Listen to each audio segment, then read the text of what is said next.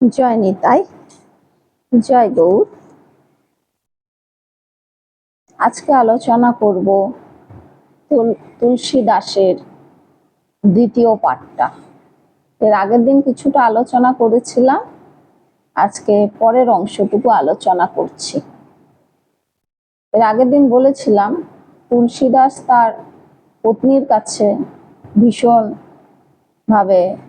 ভীষণভাবে অপমানিত হয় এবং সে সেদিন ঠিক করেছে যে আমি ভগবানকে পাবো, আর এই সংসারে থাকবো না। ঠিক করার পর সেই মুহূর্তে সংসারের মায়া ত্যাগ করে ফিরে এসেছিল।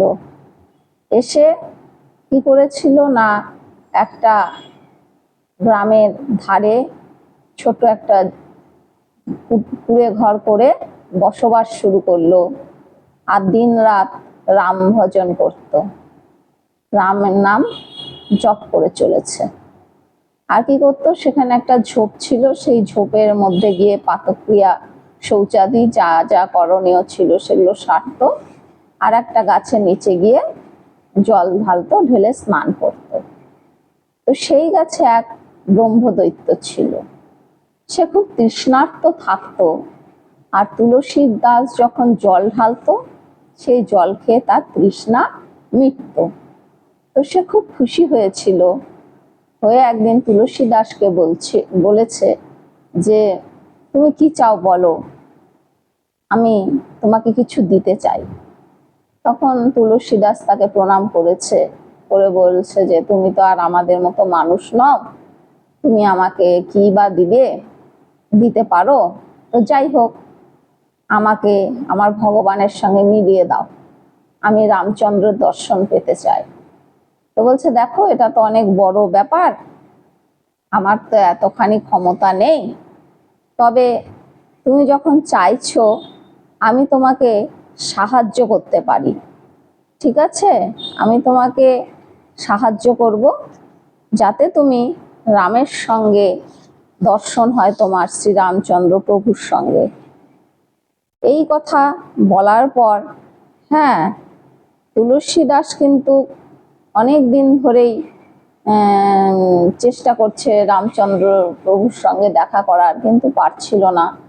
তখন ব্রহ্মদৈত্যটা বলেছিল যে এরকম রাম কথা হচ্ছে, সেইখানে তুমি যাবে, গিয়ে দেখবে একজন বৃদ্ধ সবার আগে এসে, রাম কথা শুরু হওয়ার আগে এসে বসে এক কোণে, প্যান্ডেলের এক কোণে বসে থাকে, এবং রাম কথা শেষ হয়ে যাওয়ার পর, ভজন টজন শেষ হয়ে যাওয়ার পর সবার শেষে সেখান থেকে উঠে উনি ফিরে যান। তো উনাকে গিয়ে তুমি চিপে ধরো, তবেই তুমি রামের সাক্ষাৎ পাবে। তো বলছে তাই নাকি, এমনটা হয়? বলছে হ্যাঁ এমনটাই হয়, আমি যেটা বলছি তুমি সেই কাজটাই করো।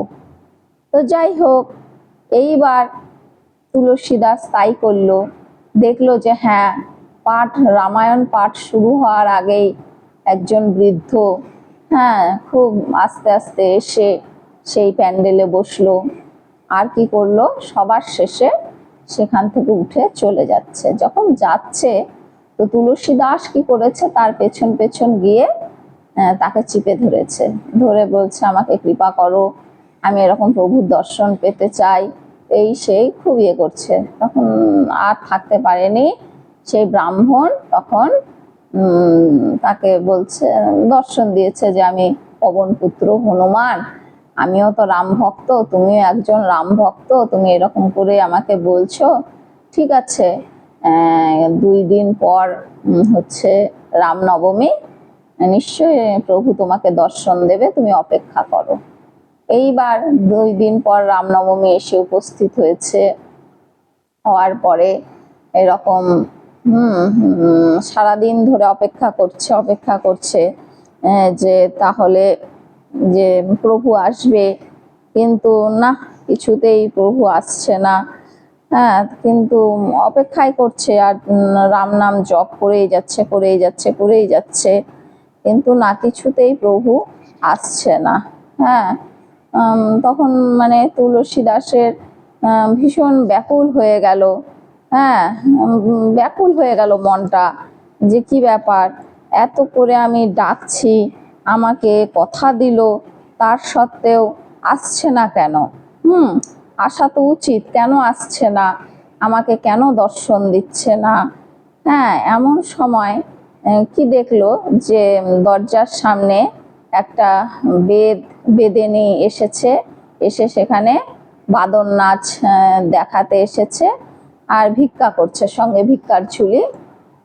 হ্যাঁ, এবার তুলসী দাসকে দেখানোর জন্য খুব জেদ করছিল, কিন্তু তুলসী দাস ভাবছে কি জ্বালা বিপদ, হ্যাঁ ভালো লাগছে না, মুখের উপর দরজাটা বন্ধ করে দিয়েছে। আর তো সারা রাত চলে গেল, কেঁদে কেঁদে ভাসালো। হ্যাঁ, তারপর দিন গিয়ে আবার সেই ইয়েকে ধরেছে, ওই পবনপুত্র হনুমানকে, বলে তুমি যে বললে রামচন্দ্র আসবে আমাকে দর্শন দেবে, ওই দর্শন তো দিল না। বলে না, এসেছিল রামচন্দ্র তোমাকে দর্শন দিতে, তুমি দর্শনটা নিতে পারোনি। হ্যাঁ, বলছে তাই? বলছে হ্যাঁ, তুমি বুঝতে পারোনি যে দর্শনটা যখন দিতে এসেছিল, দেখো আমার গলায় এখনো দড়ির দাগ রয়েছে, তারা বেদিনী সেজেই এসেছিল তোমাকে দর্শন দিতে। তখন তুলসী দাস বুঝতে পারলো এবং ভীষণ কাঁদলো। তখন বলছে তুমি আরো রাম নাম জপ করো, করতে করতে তুমি নিত্য রামের ধামেই চলে যেতে পারবে। এবার বজরাঙ্গলির কথা মতো আবার রাম নাম জপ করতে শুরু করে দিল।